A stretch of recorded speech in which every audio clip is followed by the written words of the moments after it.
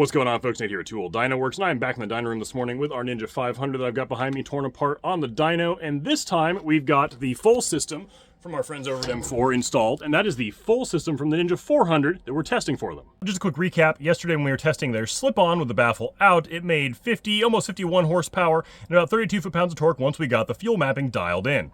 So once we went ahead and got the full system installed and got the fuel mapping for that dialed in this morning, we were honestly pretty shocked at the improvements from the slip-on versus the full system. With the ECU mapping perfectly dialed in now for the M4 full system, again with the baffle in, because that's how they came with the Ninja 400, the bike is making 55 horse and 33, almost 34 foot-pounds of torque. In fact, if I highlight that area out there for you, right around 9,200 RPMs, the bike is making almost 5 horsepower more and almost 10% more torque because the torque now carries way further and flatter than the slip-on allowed for.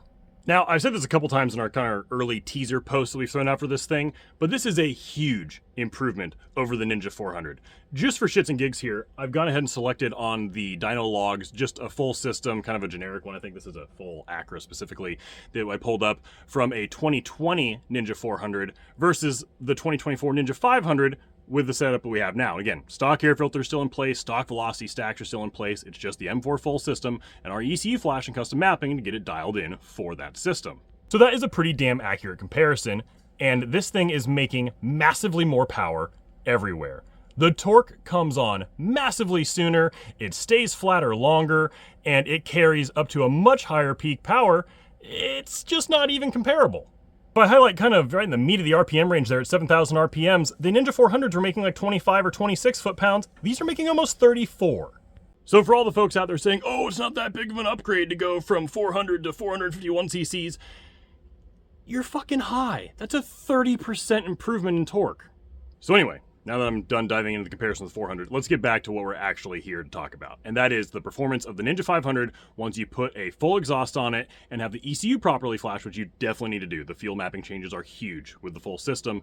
How does that compare to the bike when it's stock? What are you getting for your exhaust and your flash? The answer is a lot. Not only is the throttle massively smoother with our custom fuel mapping and the disabling of the decel fuel cut, the bike will run much cooler, we also lower the cooling fan parameters, but you're picking up almost 6 horsepower at 9,200 RPMs and 10% more torque all the way from 4,000 RPMs to the limiter. Now, obviously, as most folks have probably seen from what we do generally in the past when we buy these bikes and do testing and R&D for them, we're just getting started. I have other full systems to install. I actually have a different muffler design from our friends over at M4 that we're going to test as well, which I think might actually give us a few more ponies at the top end.